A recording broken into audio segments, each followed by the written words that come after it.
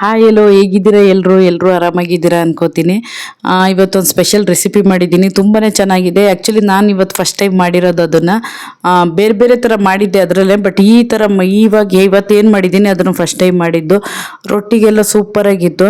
ಗೊತ್ತಿಲ್ಲ, ನನಗೂ ಅನ್ನಿಸ್ತಾ ಇದೆ ವೀಡಿಯೋಸ್ ಎಲ್ಲ ಸ್ವಲ್ಪ ಸ್ವಲ್ಪ ಗ್ರೋತ್ ಆಗ್ತಾ ಇದೆ ಅಂತ, ಅದಕ್ಕೋಸ್ಕರ ಎಲ್ಲೋ ರೀಚ್ ಆಗ್ತಾ ಇದೆ. ನಾನು ಮಾಡೋ ವೀಡಿಯೋಸ್ ಎಲ್ಲ ಇಷ್ಟಪಡ್ತಾವ್ರೆ ಅಂತ ಅನ್ಕೋತಾ ಇದ್ದೀನಿ. ಏಕೆಂದರೆ ನನಗೆ ಇವಾಗ ಒಂದು 20 ಡೇಸಿಂದ ಬ್ಯಾಕ್ ಇವಾಗ್ಲಿಗೂ ತುಂಬ ಡಿಫ್ರೆನ್ಸ್ ಇದೆ. ವೀಡಿಯೋಸ್ ಆಗಲಿ ಮತ್ತು ಆ ರೇಟಿಂಗು ಅದೆಲ್ಲ ತುಂಬಾ. ಅಂದರೆ ನನಗೆ ಸಬ್ಸ್ಕ್ರೈಬ್ ಆಗದೆ ತುಂಬ ಜನ ನೋಡ್ತಾ ಇದ್ರು. ಇವಾಗ ಸಬ್ಸ್ಕ್ರೈಬ್ ಆಗಿ ಆ ಕ್ಯಾಟಗರಿಲಿ ಒಂದು 20% ಸಬ್ಸ್ಕ್ರೈಬ್ ಆಗಿ ನೋಡ್ತಾ ಇದ್ದಾರೆ. ತುಂಬ ಖುಷಿ ಆಯಿತು. ನನಗೆ ಇನ್ನೊಂದು ವಿಚಾರ ಏನಂದರೆ, ಶುರುನಲ್ಲಿ ಸ್ವಲ್ಪ ನನಗೆ ಭಯ ಇತ್ತು. ಯೂಟ್ಯೂಬ್ ಇಷ್ಟು ಸಬ್ಸ್ಕ್ರೈಬ್ ಆಗಲಿಲ್ಲ ಅಂದರೆ ಡಿಲೀಟ್ ಆಗಿಬಿಡುತ್ತೆ, ಇಷ್ಟೊಂದು ವಾಚ್ ಅವರ್ಸ್ ಕಂಪ್ಲೀಟ್ ಆಗಲಿಲ್ಲ ಅಂದರೆ ಡಿಲೀಟ್ ಆಗಿಬಿಡುತ್ತೆ ಅನ್ನೋ ಭಯ ಇತ್ತು.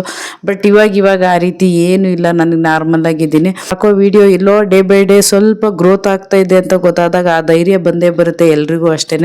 ಹಾಗೆ ನನಗೂ ಅಷ್ಟೇ ಬಟ್ ಆದರೂ ಅದಕ್ಕೂ ಮುಂಚೆ ನೀವೆಲ್ಲರೂ ಸಪೋರ್ಟ್ ಈಗ ಮಾಡ್ತಾಯಿದ್ರಲ್ಲ, ಇದೇ ರೀತಿ ಮಾಡಿ. ಮತ್ತು ಈಗಲೂ ಹೇಳ್ತಾ ಇದ್ದೀನಿ, ದಯವಿಟ್ಟು ಸಬ್ಸ್ಕ್ರೈಬ್ ಆಗಿ ವೀಡಿಯೋಸ್ ಎಲ್ಲ ನೋಡಿ. ಇನ್ನೂ ಸ್ವಲ್ಪ ಜನ ಇದ್ದೀರಾ ಸಬ್ಸ್ಕ್ರೈಬ್ ಆಗದೆ ನೋಡ್ದೇ ಇರೋರು, ದಯವಿಟ್ಟು ಸಬ್ಸ್ಕ್ರೈಬ್ ಆಗಿ ವೀಡಿಯೋಸ್ ನೋಡಿ. ಆದಷ್ಟು ವಿಡಿಯೋ ಎಲ್ಲ ಕೊನೆವರೆಗೂ ನೋಡಿ, ಯಾಕೆಂದರೆ ನಿಮ್ಮ ಫ್ರೆಂಡ್ಸು ಫ್ಯಾಮಿಲಿಗೆಲ್ಲ ಶೇರ್ ಮಾಡಿ ಇಷ್ಟ ಆದರೆ. ಇವತ್ತು ಸ್ಪೆಷಲ್ಲಾಗಿ ಮಾಡಿದ್ದೆ ಅಂತ ಹೇಳಿದ್ದೀನಲ್ಲ, ಅದೇನು ಅಂತ ಹೇಳ್ತೀನಿ. ತುಂಬ ಚೆನ್ನಾಗಿದೆ ಮತ್ತು ಸ್ಪೆಷಲ್ ಆಗೋ ಕೂಡ ಇದೆ. ಕೊನೆವರೆಗೂ ವಿಡಿಯೋ ನೋಡಿ ಪ್ಲೀಸ್. ಏನು ರೆಸಿಪಿ ಅಂತ ಹೇಳ್ತೀನಿ ನಿಮಗೆ. ಬನ್ನಿ ಇವಾಗ ರೆಸಿಪಿ ಏನು, ಯಾವ ರೀತಿ ಮಾಡಿದ್ದೀನಿ ಅಂತ ತೋರಿಸ್ಕೊಡ್ತೀನಿ. ಕೊನೆಗೆ ತುಂಬ ಸ್ಲೋ ಆಗಿ ಮಾತಾಡಿದ್ದೀನಿ, ಯಾಕೆಂದರೆ ಯಾರೋ ಬಂದರು, ಅದಕ್ಕೋಸ್ಕರ ತುಂಬ ಸ್ಲೋ ಆಗಿ ಮಾತಾಡಿದೆ. ಏನಪ್ಪ ತುಂಬ ಜಾಸ್ತಿ ಬೆಳೆದು ಅಂದರೆ, ಇವಾಗ ಈ ಸೀಸನಲ್ಲಿ ಮಾಡಿದರೆ ತುಂಬ ಚೆನ್ನಾಗಿರುತ್ತೆ. ಆಮೇಲೆ ಹೋಗ್ತಾ ಮಾಡಿದರೆ ಕಾಳು ಅಷ್ಟು ಟೇಸ್ಟ್ ಇರಲ್ಲ. ಅದಕ್ಕೋಸ್ಕರನೇ ನಾನು ಇವತ್ತು ಬೆಳೆದು ಸ್ಪೆಷಲ್ಲಾಗಿ ಗೊಜ್ಜು ಮಾಡಿರೋದು. ಅವರೆಕಾಯಿ ತಗೊಂಡು ನೆನೆಸಿ ನಾನು ಇಟ್ಕಿರೋದು. ನಾನು ರೆಡಿ ಬೇಳೆ ಯಾವತ್ತೂ ತೊಗೊಂಬರಲ್ಲ. ನಾನು ಎಷ್ಟೇ ಆದ್ರೂ ನಾನೇ ಕೈಲಿ ಇಟ್ಕಬೇಕು, ಅದೇ ಚೆನ್ನಾಗಿರೋದು. ಯಾಕೆಂದರೆ ಹೊರಗಡೆಯಿಂದ ತೊಗೊಂಬಂದರೆ ನಾವು ಅದನ್ನು ಸುಣ್ಣ ಹಾಕಿ ಎಲ್ಲ ಇಟ್ಟಿರ್ತಾರೆ ಅಂತ ನಾನು ಯಾವಾಗಲೂ ಕೂಡ ತೊಗೊಂಬರಲ್ಲ ಹೊರಗಡೆಯಿಂದ. ನಾನೇನು ಮಾಡ್ತೀನಿ, ಅವರೆಕಾಳು ತಂದಾಗ ಬಲ್ತಿರೋ ಚೆನ್ನಾಗಿ ಅದನ್ನು ನೆನೆಸಿ ಇಟ್ಟಿರ್ತೀನಿ. ಎಳೆದೆಲ್ಲ ಎತ್ತಿಡ್ತೀನಿ, ಪಲಾವಿಗೆ ಹಾಕ್ಕೊಳ್ತೀನಿ ಇನ್ನೊಂದು ದಿನ. ತುಂಬ ಚೆನ್ನಾಗಿದೆ ಅವರೆಕಾಯಿ ಮಾತ್ರ. ಮೊದಲಿಗೆ ನಾನು ಪಾತ್ರೆ ಇಟ್ಟು 2 ರಿಂದ 3 ಟೇಬಲ್ ಸ್ಪೂನ್ ಆಯಿಲ್ ಹಾಕ್ಕೊಂಡಿದ್ದೀನಿ. ಅದಕ್ಕೆ ಫಸ್ಟು ಈರುಳ್ಳಿ ತೊಗೊಂಡಿದ್ದೀನಿ. ಈರುಳ್ಳಿ ಬಂದು 2 ತೊಗೊಂಡಿದ್ದೀನಿ, ಮೀಡಿಯಮ್ ಸೈಜ್ ತೊಗೊಂಡಿರೋದು. ಇನ್ನು 2 ಥರ ಮಸಾಲೆನ ಸಪ್ರೇಟ್ ರುಬ್ಬಿರೋದು. ಇದು ಮೊದಲನೇ ಮಸಾಲೆ ತೋರಿಸ್ತಾ ಇರೋದು. ಅದಕ್ಕೆ ಬಂದು ನಾನು ಖಾರಕ್ಕೆ ತಕ್ಕನಾಗ ಹಸಿಮೆಣ್ಸಿನ್ಕಾಯಿ ತೊಗೊಂಡಿದ್ದೀನಿ. ಅದು ನಾನು ಬರೀ ಹಸಿಮೆಣ್ಸಿನ್ಕಾಯಿನೇ ಹಾಕ್ತಾ ಇರೋದು. ಇದೇನಪ್ಪ ತುಂಬ ಜಾಸ್ತಿ ಅನ್ಕೋಬೋದು. ನಾನು ಚಿಕ್ಕದು ಸೆಲೆಕ್ಟ್ ಮಾಡಿ ತೊಗೊಂಡಿರೋದು ಹಸಿಮೆಣ್ಸಿನ್ಕಾಯಿ, ಅದೇನು ಖಾರ ಇಲ್ಲ. ಅದರೊಟ್ಟಿಗೆ ಪುದೀನ ತೊಗೊಂಡಿದ್ದೀನಿ. ಇವಾಗ ಪುದೀನ ಎಲ್ಲ ಹಾಕ್ಕೊಂಡು ಅದರೊಟ್ಟಿಗೆ ನಾನು ಚಕ್ಕೆ, ಲವಂಗ, ಬೆಳ್ಳುಳ್ಳಿ ಬಂದು 2 ಗೆಡ್ಡೆ ತೊಗೊಂಡಿರೋದು. ಶುಂಠಿ 1 ಇಂಚು ತೊಗೊಂಡಿದ್ದೀನಿ.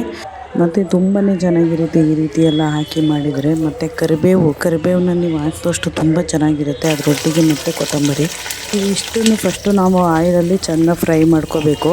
ಆಮೇಲೆ ನೆಕ್ಸ್ಟ್ ಮಸಾಲೆ ಏನು ಅಂತ ಹೇಳ್ತೀನಿ. ಮೊದಲಿಗೆ ಇದನ್ನು ಚೆನ್ನಾಗಿ ಫ್ರೈ ಮಾಡ್ಕೊಳ್ಳೋಣ. ಇದು ಆಲ್ಮೋಸ್ಟ್ ಫ್ರೈ ಆಗಿದೆ ಇವಾಗ. ಮತ್ತು ನಾನು ಮಿಕ್ಸಿ ಜಾರಿಗೆ ಇನ್ನೊಂದು ಸ್ವಲ್ಪ ಕೊತ್ತಂಬರಿ, ಪುದೀನ ಮತ್ತು ಕರಿಬೇವು ತೊಗೊಂಡಿದ್ದೀನಿ. ಹಸಿದು ಹಾಕ್ಕೊಳ್ಬೇಕು. ನಾವು ಫ್ರೈ ಮಾಡಿರೋ ರೊಟ್ಟಿಗೆ ಹಸಿದು ಹಾಕ್ಕೋಬೇಕು.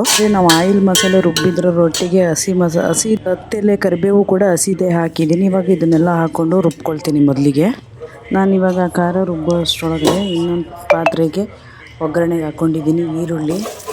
ಈರುಳ್ಳಿ ಒಗ್ಗರಣೆಗೆ ಬಂದು 2 ರಿಂದ 3 ತೊಗೊಂಡಿದ್ದೀನಿ. ಅದು ಮೀಡಿಯಮ್ ಸೈಜು. ಸಾಸಿವೆ, ಅರಿಶಿನ ಇಷ್ಟನ್ನು ಹಾಕಿ ಒಗ್ಗರಣೆ ಮಾಡಿಕೊಂಡು ಮತ್ತೆ ಬೇಳೆ ಹಾಕೋತಾ ಇದ್ದೀನಿ.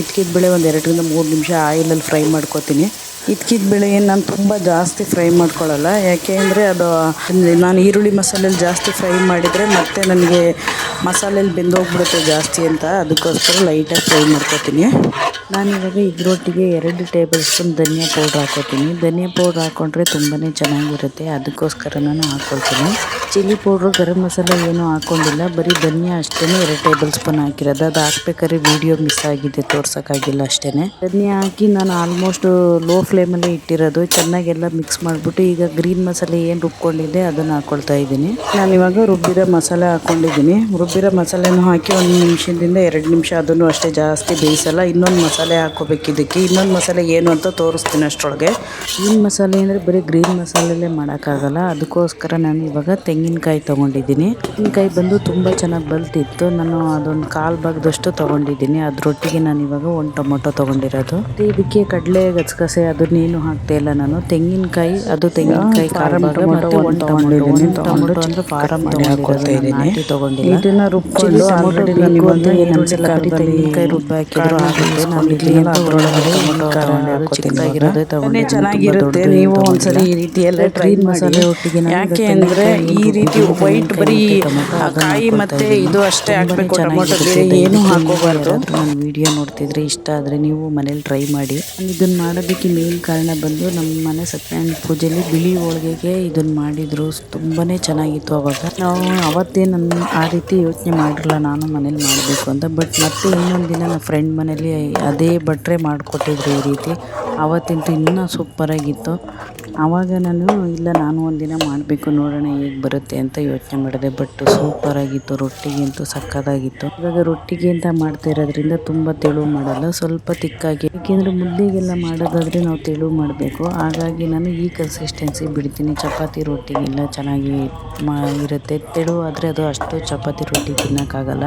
ಈಗ ನಾನು ಮಸಾಲೆ ಎಲ್ಲ ಹಾಕಿ ಉಪ್ಪೆಲ್ಲ ಹಾಕಿ ಬೇಯಕ್ಕೆ ಬಿಟ್ಕೊಂಡಿದ್ದೀನಿ. ನೀವು ದಯವಿಟ್ಟು ಮತ್ತೊಮ್ಮೆ ಹೇಳ್ತಿದ್ದೀನಿ, ಟ್ರೈ ಮಾಡಿ. ತುಂಬಾ ಚೆನ್ನಾಗಿರುತ್ತೆ. ಯಾವಾಗಲೂ ನಾವು ಆ ರೆಡ್ ಮಸಾಲೆ ಇಟ್ಟು ಮಾಡೋದಕ್ಕಿಂತ ಯಾರ್ಯಾರು ನನ್ನ ವಿಡಿಯೋ ನೋಡ್ತಿದ್ದೀರಿ, ಯಾರ್ಯಾರು ನೀವು ಮಾಡಿರ್ಬೋದೇನೋ ಹೇಳೋಕ್ಕಾಗಲ್ಲ, ಮಾಡಿಲ್ಲ ಅನ್ನೋರು ಈ ರೀತಿ ಒಂದ್ಸರಿ ಮಾಡಿ. ದೋಸೆ, ಚಪಾತಿ, ಪೂರಿ ಎಲ್ಲದಕ್ಕೂ ಸೂಪರಾಗಿರುತ್ತೆ.